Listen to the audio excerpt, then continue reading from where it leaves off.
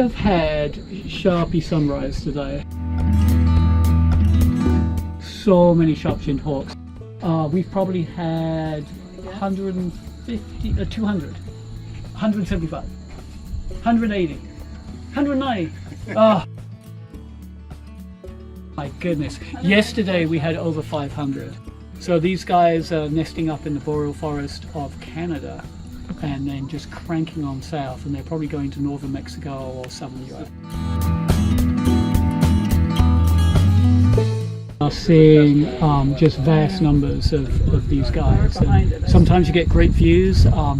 One of the favorite of everyone here is the merlin, because they just come smashing through here at top speed. And we even had one that came underneath the platform. But then we had a super rare bird yesterday, and we're always like hopeful for a rare bird. So the Swainson's hawk from the western US we managed to spot yesterday. So wow, that was super cool.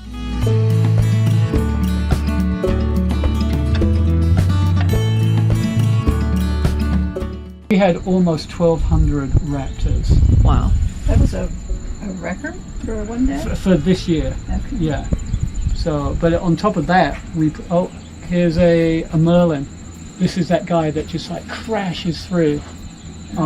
So this is a small, fast falcon, and they have a lot of energy, and they will attack anything that's in their path. So I started here the beginning of September. But a lot of the birds are already started by then, so different species, different times. So then we have a lot of ospreys. Like we had almost 400 ospreys in a day back in the beginning of September. The sharp-shinned hawks are just, big time. So they will go until the end of November. Oh, another Sharpie coming over flat top. Two of them. Yep, two. Oh, three. Yeah, so what's super cool about the platform here is like all the visitors participate. It's not just the scientists or, it's everyone, which just makes a huge difference. We just need everyone's eyes. So you can see that kind of flat guide. So that means it's an accipiter. They're one of the real forest. And this is a Cooper's hawk. They have a big head and they have a long rounded tail. And it's a young one because it has all the streakings on its breast. Most of the ones we see on the coast are young. People say that the youngsters get pushed over the coast and then it's easier for them to migrate down that way. A lot of them will go down the ridge lines, along like the Blue Ridge Mountains and that kind of stuff. So there we go. So I can see that flat glide, so I know it's going to be an accipiter. And there's another one to the left of it, flying weirdly. It's actually a kestrel. Kind of weird how it's flying, but very pointy wings. So we have a kestrel, yep, and then there's another kestrel behind it. The kestrels and the merlins, they kind of snack on their way, and they eat dragonflies, and sometimes dive down on mice. And merlin will go for small birds as well. But often they catch dragonflies and just eat them on the wing. They don't need to stop. But it's like we've had amazing atmosphere up here where everyone's just like cheering and talking really loud and just having a lot of fun. Right, so there's so we're not the only raptor geeks, in the country or the world, so we put it all into the central database. And so things like the red-tailed hawk are not migrating as far south these days, probably tied in with stuff that's going on with the climate.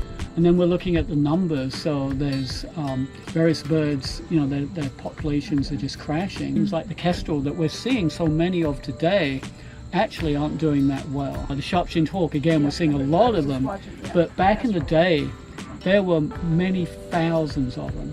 So we're just not getting those kind of numbers. A long time ago at Hawk Mountain, they were standing on mounds of sharp-shins that were being shot. In a single day there would be multiple thousands of birds being shot.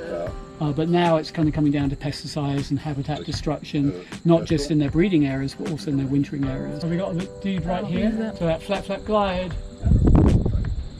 So this is a young sharp-shinned hawk. Yeah, this is nice, bring them down. So this is pretty typical. you know, for this time of year. You know, they don't just come over constantly, it's in these pulses. So you get that super close Sharpie, and then there'll be some distant birds, and then something else will come shooting through, and you know, it's pretty varied. So some of these birds, they must be probably about 1,500 feet or so. And right now we're getting this frontal system coming through, and so a lot of the birds are moving ahead of that front. So that's really the best time to come here. So yesterday the birds were just moving through because they knew this weather system was coming. So we had a really huge day, and today is, you know, we're getting really good numbers as well. We're probably, I would guess, you know, we'll probably be up to 700-800 birds by the end of the day. Not many places in the US can you have those kind of numbers, especially with the variety we're having here. On the mountain ridges they might have 10,000 broadwings, but it's just 1 or 2 species. Whereas here we're having just a sharp-shinned here, and a Cooper's there, and a Merlin here, and a, you know, and it's just peregrine, you know, species after species after species. There's a bunch of other bird geeks here, and we love sharing, you know, and so we can kind of point out the different trails to go, and even from here we're seeing a lot of different birds. Like there's a ruby-crowned kinglet just like popping around right here, and there he is just like flying, and I can hear a swamp sparrow like just chipping over there, and we just had a pileated woodpecker just fly over, so we can kind of point out all the other birds as well. Oh, there's a peregrine just crossed the big white line. So this place is famous for the falcons. Like there is hardly anywhere else in the US. There's a little place further north that's very famous, Cape May, that has a lot of falcons as well. But they also have a lot of people. It's just packed out with people. So this has a really friendly atmosphere, and you can just see so many falcons.